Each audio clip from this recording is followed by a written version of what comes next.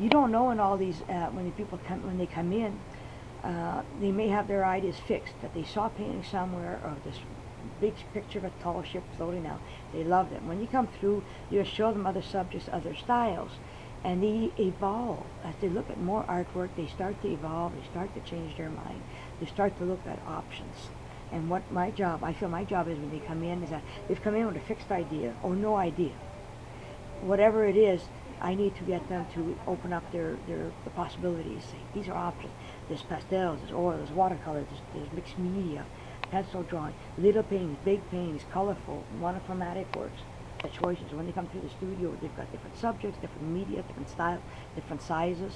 And what's nice is they go through, and I usually tell them go through everything, pick out your favorites, go home, go back to your space, look at it, come back a second time.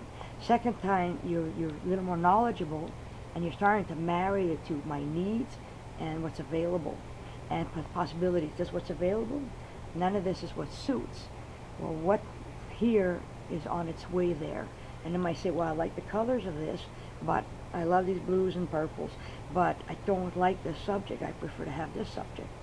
And then we work and say, well, how can we marry that subject, the color scheme they like, the technique they like, and the space they like.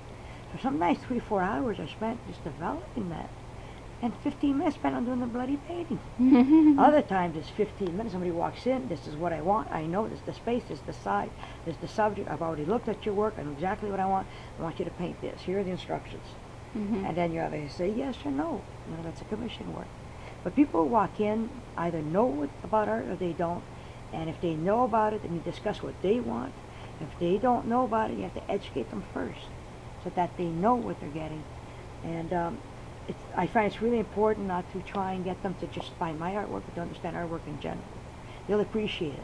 Instead of just saying, well, they're going to force them to buy, this is the best there is, you can't get anything better. Art's not like that. Everybody's got good work. He has to want, whatever he gets from you has to fit better than what he'll get anywhere else, or make it fit. Does that answer the question? Yeah, that's great. And so do you have a studio at home, and how hard is it to find studio space in Kingston? Find studio space in Kingston. Depends what you're looking for. When I started a few years ago, I had kids at home, young children, and I got into art because I had sports injuries, couldn't do my job, I had to find a new job. So if I was going to take outdoor studio space, that meant I got to get a babysitter or child care or something in the evening. I'm in the middle of a painting, it's 4 o'clock, kids coming home off the bus, run home, didn't interest me. I wanted to be able to paint till 2 in the morning if I wanted to. Put the kids to bed and go and paint. And I wanted quick, easy accessibility all the time. Because if I had, and also during the day as I'm going by the painting, I critique it all day and looking at it. And I don't have to leave it and come in and out of the studio. Disadvantage is you're never away from work. It's always at work. It's always there. You never get away from it. Sometimes you start to memorize the painting too easily. Then you need to move it out in another room, get somebody else look at it, put it away in a closet somewhere, take it back out again. So the good thing is you get to see the work all the time. Bad thing is you get to see the work all the time. So it's a plus minus. Kingston, if you're looking for a studio space, it all depends what you're looking for. You can sit down and have nothing, but the guy who does Spawn, he does all the movies, films, cartoons, and strips on. He had a room, big, huge room, empty. A little desk in the middle looking out at a field that has nothing in it. And he does all his creation on this little desk. Perfectly happy. Other people have north light, huge windows. They measure everything out. I'm going to have my easel on wheels. I'm going to go 10 feet from the model stand. I have my little platform stands for still life, so it's got a box. And this thing is 1,100 square feet just for the studio. Another guy has a desk, and he's happy. And when I do sketch artist work, I go on site, and I have to do 20, 30 portraits in a day. I have my lap, and I have a little one of those little rack things you carry in the airport, little airport carrier. I have my, I turn it around, put my feet on it, put my lap, my little board, and that's my studio for the day. Do hundreds of portraits in it. Then I go home and I take over half my living room to do one painting. So it's the studio space has to suit not just the artist, but the artwork. What is it you're going to be painting there? If you're going to be doing encaustic work, geez, you better have a safe place and good ventilation. If you're doing pastel work, you need good ventilation.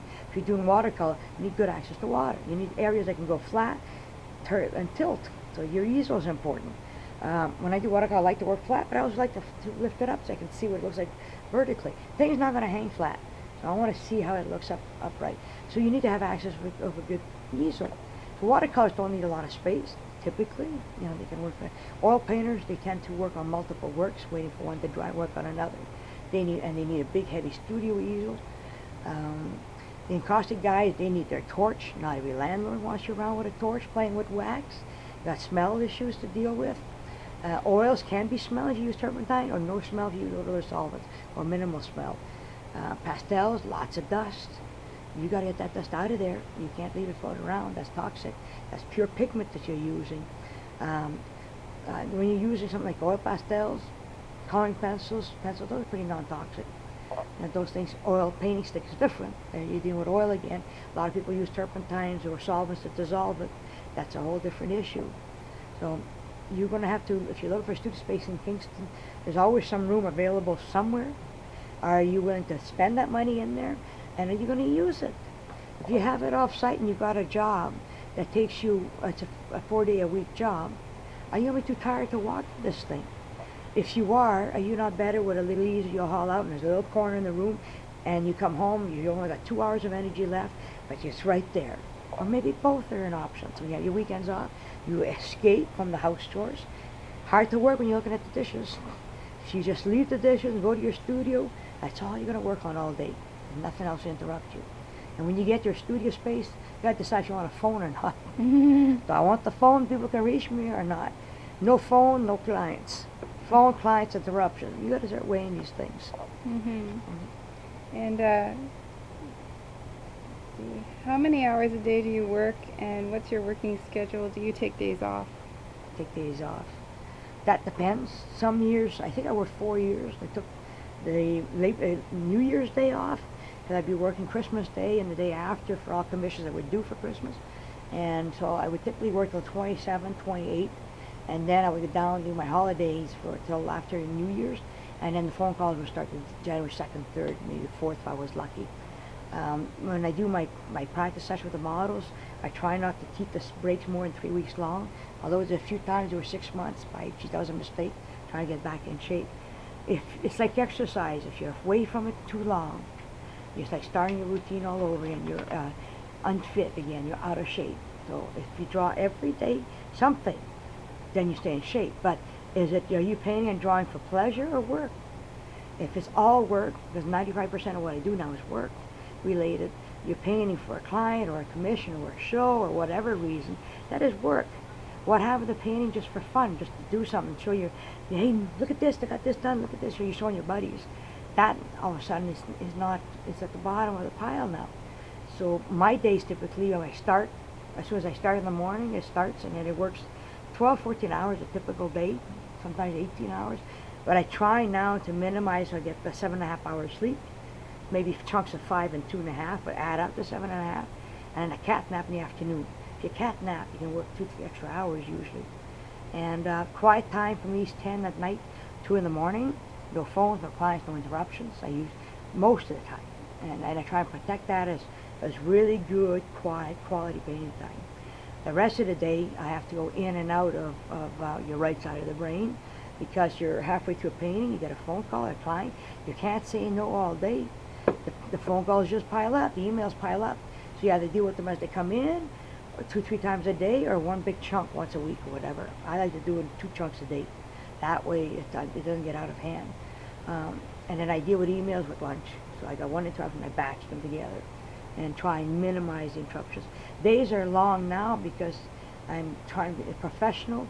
If it's your livelihood and you're a professional artist, really hard to get a time off. If you go to a restaurant to eat, 90% of the time somebody comes up, are you so-and-so, can I talk to you? Christmas dinners is everybody asking for quotes. How much does it cost to do this? Can you do that? If I brought your picture?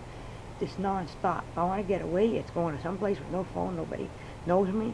And if you paint on site, that freedom of the escape is going to be gone in a few minutes, because you're going to have a little crowd.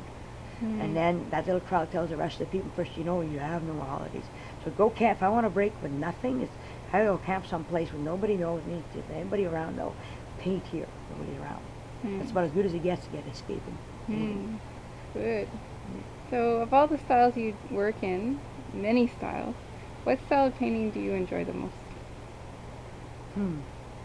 they all have their advantages. I do like pastels because I hate touching them. Put my barrier cream on. Okay, get ready. And once I'm going, I'm okay. I can't stand crunchy snow, crunchy pastel, baking powder crunch. I can't stand that crunch. It's like trash.